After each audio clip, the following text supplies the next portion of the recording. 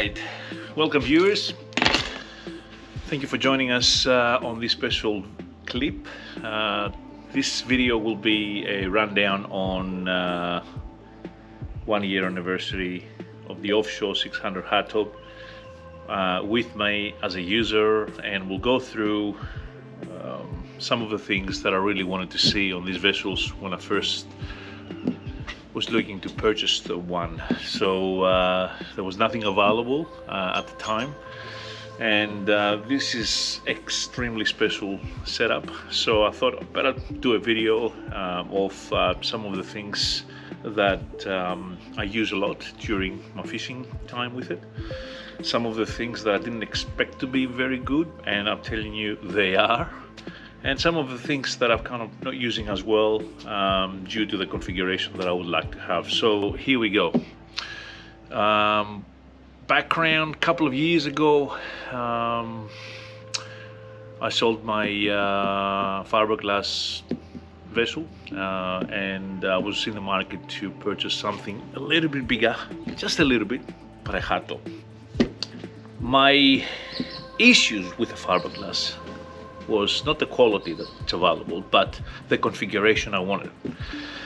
And there was absolutely nothing, pretty much almost nothing in Australia or in the market that it will accommodate what I wanted. So my restrictions were very difficult for a lot of different manufacturers. I had issues with height, I had issues with weight, and I had issues with length. I had a specific kind of requirement. So the height was it had to be definitely under 3 meters, and not many hardtops with all of the configuration on the top and rocket launches will actually accommodate for that. You have to make some dramatic changes, which kind of it could be done, but not many. The second issue that I had was the length. I wanted to fit it in a specific area that I have, and I didn't want to exceed that. So a 6 meter to a 6.5 would have done the job. However, when you get to a 6.5, you have an issue with weight, and that was one of the things that I wanted to keep an eye on. I didn't want to go above 2 ton with a trailer, because I didn't want to change my vehicles, and I wanted to have a freedom of kind of launching it or moving it around with any standard type of vehicle, I should say. So fairly difficult stuff. So it was absolutely almost impossible to find something that I would have enjoyed the way I wanted to. By luck, a good friend of mine said, have a look at this. And I went for the first time to the Phillip Island, and I spoke to Scott. Previously I kind of went into trying to find some information about the vessels. Not a lot at that stage. The company was very new, still is very new, but not a lot out there at the time. So it was very difficult for me to jump in from what I wanted originally to something that I didn't even consider, especially being aluminium. The reason why I'm saying that is because I wanted something stylish, and I wanted to something that it would stay with me for a long time. And all of the vessels that I've seen during that time, especially the alloy ones, were not really up to the lines that I wanted. And having a smooth line with coming out from a fiberglass vessel, I really wanted to keep kind of that cleanliness. I didn't want to go into a industrial kind of a looking vessel. So I had a little bit of reserves about getting into an aluminium. So nevertheless, I went down to Phillip Island Marine. I spoke to Scott, and I can tell you that as soon as I walked into the showroom, everything changed. I didn't even have to speak to Scott, to tell you the truth. So my view was, what am I looking at here? This is amazing. I looked at the 650 at the time, the Offshore 650 with the trailer that we're using currently, and I couldn't get my eyes off the trailer, because that was one of the things that I had to upgrade as well. I wanted to make sure this time had to be an aluminium trailer, and it had to be as best as possible. I didn't care what the vessel was going to be at the time. I wanted to make sure that I start from the basis. Very, very important for me at the time, and it still is. So as soon as I looked at the trailer, I couldn't get my eyes off it. I just thought, do I go any further? It was just and you probably guys know that, and you've seen it previously. It is simple, but it really works. It is absolutely fantastic. And as soon as I moved in onto the vessel and I had a look at a couple of things that the factory did, and I thought, yep, here we go. This is it. I reckon that has got 99.9% of the things that I wanted. And I was also told that there would be a 600 or a 6 meter available. And it's going to be released during the 2022 year, and it's going to go to the show. So I had no idea what it was going to look like, but it didn't matter to me. As soon as I looked at the 650, I thought, I'm pretty sure these guys will keep it around that. And I was very happy with what I was looking at anyway. So blindly, I put all my heart and effort and trust to the offshore company. And wow, it wasn't a mistake, I can tell you that now. So it was absolutely the right decision so far. And every time I go back into this and I go, wow, amazing. Still, after a year, I'll give you only my opinion. Somebody else's might want to use it for different things and might want to do something different, which is okay by me. But at least I have provided something that you can move around, as I have so far with a couple of changes. I'm pretty sure if you've seen the other videos that we've done. So let's go at the front. We'll start with the trailer. I'll take you through the whole lot. Some of the things that I'm seeing very different to this model than anything else out there, especially the offshore family, and some of the things that I really, really like, which including some of the electronics that we've set up. So follow me, let's go at the front. Okay, at the front of the unit now. The first thing that I have done on the trailer, as you probably have known and seen in the past videos, was to change or add a little hook line in here. So when I'm on my own launching, I can actually release the boat catcher by itself through the back on a link. Now, if you don't know and if you want to see anything more in detail, please comment below or send me a message or whatever, and I'll give you this.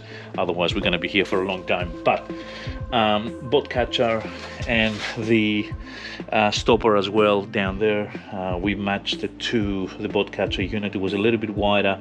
I don't know if it helps, but you know, I can't be at the front all the time to see exactly what happens, but I assume that if you're kind of not aligned 100% all the time, it does help the vessel to come in line and catch the boat catch there. So that's the changes. Let's start from the front.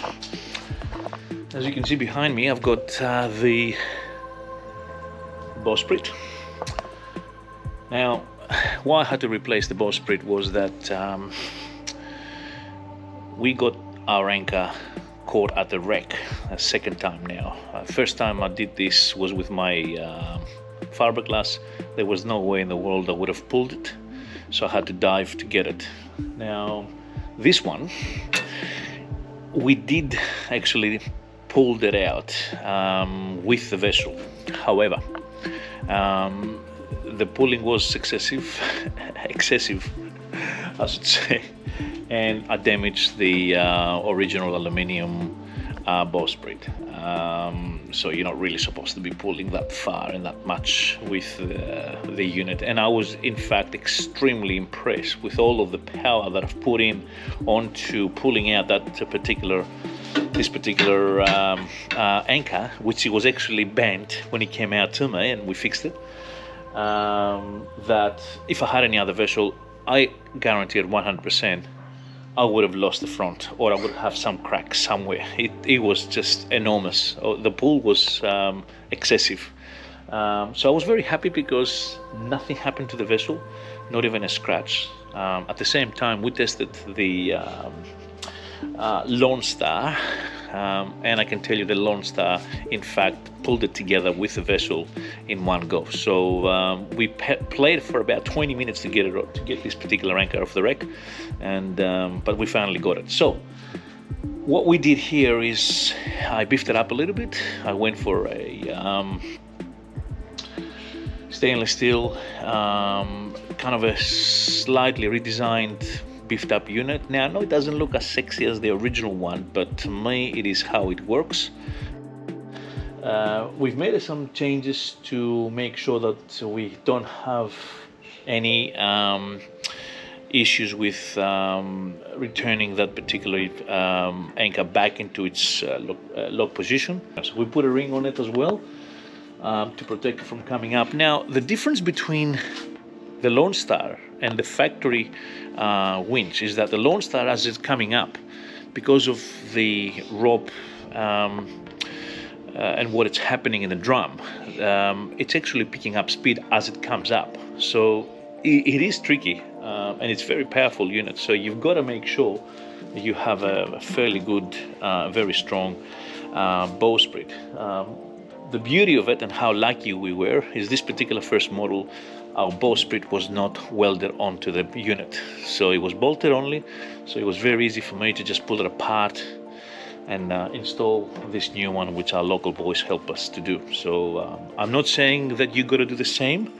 I'm just saying that if you do get into trouble, then there's always a solution around. So that's one of the things that I was forced to change at the time. So that's pretty much from the front. We'll move down to the back and we'll show you some of the other things. But before we go any further, I would like to say that this gunnel edge is absolutely fantastic. I would not paint it if I was you. I will definitely leave it aluminium. It's easy to clean. If it scratch against a pier or anything else, easy to polish. Absolutely brilliant, heavy duty stuff, good build. So don't paint that. Okay, here we are at the back. Now, most people will say they look very much alike. All of the offshores, 600, 650, blah, blah, blah. I can tell you, in a very quick design on the outside, probably yes. The 600 has got a very different hull. And I will let you know what that is from if you haven't really seen it. So the 600 has got an extension of the base, and the hull is going all the way out to the end of the vessel. Normally, and it's a dry hull. There is no empty space underneath here. So this is 100% buoyant. From end, like compared to the 650, where the pretty much I would probably say the bottom finishes around about just half a meter into underneath the platform. So the platform in here for us, it is not wet. It is dry 100%, and it gives you a little bit more of buoyancy, which means that you can very easy step into here and fish. So this particular vessel sits, I reckon, a lot higher than the 650, and it has a lot more, probably about 300 mil if I'm not mistaken, more surface, water surface than the 650. So slightly a little bit more buoyant at the back. Now, so that is definitely a positive from my point of view, because I really like to fish on my platforms. Now, for those who want to set it up correctly, I would probably also say that I can't go beyond any longer not having zip wakes. They're absolutely a brilliant product to have, and I would probably say this is the future, guys. You pretty much set it and forget it. So this is definitely a must for me, if you really want to have a serious performance on the water. We've gone also for an MR 1 kilowatt transducer. I mean, that's up to you guys. It's not really any big difference between what we will select and what you're probably going to, because we've only selected this single frequency unit because on the waters that we fish, so we wanted to have a wider beam instead of a strong and very, very long beam down. So this does the job for me at the moment. So of course you need to have something, so I'll leave that up to you. Now the lights below, as you can see, we have some underwater lights. Again, that's all preference to you. Some people say to me, look, it helps at night, it attracts the squid and whatever else. Well, I haven't had that experience as yet to prove it, but yes, it's nice to have, if you can afford them, as an extra unit to be put on, not a problem. Now, engine. I think the 200 is absolutely a very good choice for this vessel. Now that I've done and I've tested 175, we were very happy and very lucky, in fact, from Phillip Marine to receive this upgrade, and I would definitely say the 200 is the way to go. It gives you the power that you need when you want it. It gives you the economy. I think it's the proper match for this particular vessel. Absolutely 200. Otherwise 175 will also do the job. You won't get obviously the speed. You'll probably get about 8 kilometers less, or maybe a little bit more than what the 200 does. The 200 gave us about 73 kilometers per hour fully loaded with 200 liters on deck. So I was very happy with that on a windy day against 11 knots. So all good there. Now, so that's pretty much with the rear of the vessel. Let's go in. Okay, we'll do a bit of an intro on the electronics and setup. So our vessel has been set up with Simrad, and it has obviously the zip wakes and all the controls there. The beauty of the Simrad is that you can duplicate the display on a phone or on a tablet fairly easy. With our setup, we have done this, and you can probably see Junior is playing at the back with it while he's fishing for squid. So it is very vital that you mark your fish as you catch it, especially with squid. So this is perfect for us setup because we use a pretty cheap tablet, and we connect it to the unit, and it can be used as a viewer only or as an actual unit, so you can in fact control the unit from the tablet as he's doing at the moment. So what he's actually doing at this stage is he's actually tapping on the tablet and is marking his spots that he wants live, so he doesn't have to come in and do all these kind of things. So that's the beauty of having a Simrad. I'm not sure if any other unit, GPS and fish finder does this. I'm not aware of it, but it was very easy for a Simrad to do that. If you want to know how it's done, I can provide more videos and setups and configuration scenarios. If anybody is interested, just message me. Otherwise, it's pretty straightforward. You just download the Simrad app and you connect your application or your phone or whatever to the unit, and it also shows you the your trips, your GPS marks and everything else, you know, while you're you're kind of traveling off the boat if you want to. So it's a pretty nice setup.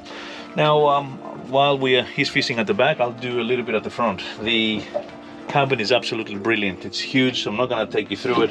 Obviously we have got a toilet installed. The cabin is 1.95 meters long. I mean, my goodness, if you can't fit easily 3 adults in there, in maybe 4 squished up, then something is wrong. Fantastic space in there. So all of the 600s will come out the same kind of way. The additional that we have in there is obviously some lights and some shelves on the sides. There's some drawers actually that they come as an addition. It's up to you if you want that extra, but there is plenty of space. I can tell you there is absolutely nothing under the front at this stage and on the mattress there. So because everything we've got is pretty much stored at the back. There's so much space, it's not funny. The difference between the 2022-2023 model, or actually not the difference, but you can actually get some different conversions in here. What we have seen with the latest model is that this section here is completely closed with aluminium on both sides, and that's obviously a fairly good kind of idea. However, I will definitely say one thing, that if you're having a toilet on yours like we have, I would definitely say, yep, you can close that section, but you would definitely leave this section in that configuration, because you can in fact have a little bit more space. Yes, it does close for privacy, but it is, you know, pretty, you know, it gives you a little bit more space to move in and out, I suppose, when you're going into the toilet and things like this. So other things that we would definitely configure would be, as you can see, there's a lot of electronics and mesh and all that kind of stuff in here, but the shelves in here is absolutely a very good solution for us, and would definitely love that kind of configuration scenario. And these are all options, of course, you can request to be changed. So the rest of the front area, which I've already said, the anchor is something that we choose to go for, and it's a Lone Star, it's a drum winch. So if you want to go for this configuration, you just have to tell the factory up the front, otherwise you will not probably get it like that, the way we have it. So that's pretty much from the front area point of view. I'll take you through the back. Okay, while we are fishing, let's talk about some other setup that we have in here, so people can actually understand some of the choices. Now you'll see that we have our Engle-fridge, and this is obviously something that it's definitely going to stay on the boat full time as a feature. However, we have come up with another solution for our eskies as well. Now these eskies, as you can probably see, they are kind of a little bit loose. Now they don't really go anywhere, but it's for some people who want to have it a little bit more steadier.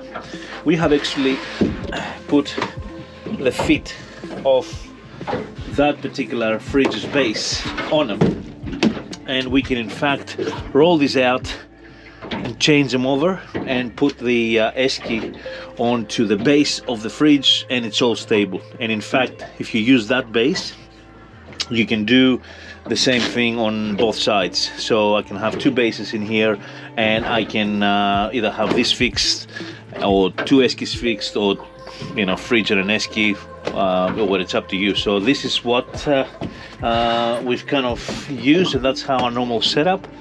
And this can be used as also a seat, both of them, and it can be moved if you catch a big fish or slightly bigger. You can you know, you can actually chuck it in here with the ice. But definitely our Engle stays in there as a feature forever, we hope. Obviously the Engle-fridge, so for those people who want to have it installed, it's best to take it out and then wash the boat, look after the fridge, wash it, leave it out, then bring it into the vessel when you want to go out and you want to use it. So never leave it on the vessel. I always think that it's best to keep it in the, you know, in a nice dry environment. So that's pretty much for the fridge. It's important to note options of gunnel drawers, which we love and we can't do without them. Absolutely fantastic, together with the deluxe cutting board, which opens up, as you can see, especially with the drawer below it. It really is an absolutely fantastic idea for us.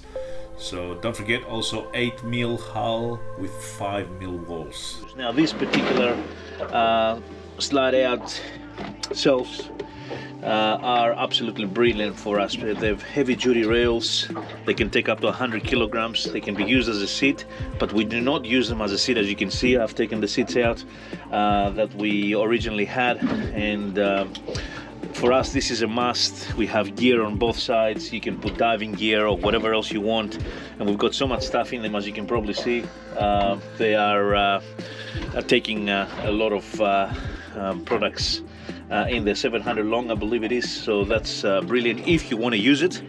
Otherwise you can the factory can actually give you something completely different, or not having them at all, if you think that's too much. So that's pretty much. I will definitely have that option if I was gonna do it again, and if the budget is permitting. I will also have the 2 entries for sure. If you are going to have the 2 entries, you're definitely going to need the extension and the cage, because that cage will give you the areas protection to fish all the way through the back, and that gives you an extra half a meter, which means that the vessel can accommodate a lot more people to fish quite comfortably. If you're not going to have the 2 entries, then guess what? Then you don't need the cage in my view at all. But the cage is absolutely brilliant. As you can see, plenty of space, clear areas. You can accommodate 2 people fishing quite nicely. If you bring a big fish, you can bring it along, you can dive from here. So I say that it's a must. The cage, if you definitely have 2 entries, or an optional if you have only a single entry. So that's pretty much our setup as we are fishing at the moment, and we can give you a bit of a we have customers. Come on. Nothing at the moment. Okay, not a problem, we'll wait. So that's pretty much for the kind of the internal parts of options of this vessel. But like I said, for us, those options are definitely a must now, and the seats are also a must at the same time. So the seats are definitely an option. This is absolutely now a must for us, and we're not gonna go back into anything but those seats. So this, I'll definitely gonna go a long way from my point of view. We have deleted the beds. For us, it's just not used at all, so that's the only product that we're not using. Now the shade is something else that we haven't installed continuously, because there's a little bit of gear that you need to. Do we have a customer? I reckon that's a flathead. But nevertheless, we will install, I say, the shade because the shade obviously goes all the way out. You can definitely fish from it, and you've seen it on the previous videos. It's an option that if you have a family and you want to cover, you want to sleep on the boat, whatever, yes, but it's not a daily use unit in my view, so you're gonna have to really kind of think about what you're doing to kind of install it prior. Otherwise, it's not a in and out kind of a scenario. It takes about 5 or 10 minutes to set up, but it does go all the way to covers the whole rear of the vessel. That's it. So if I think anything else, I'll put it on the video. Otherwise, I'll leave it at that. So have fun. Hope you enjoy the what we're making, and if you like it, please subscribe. Have a good one. Take care.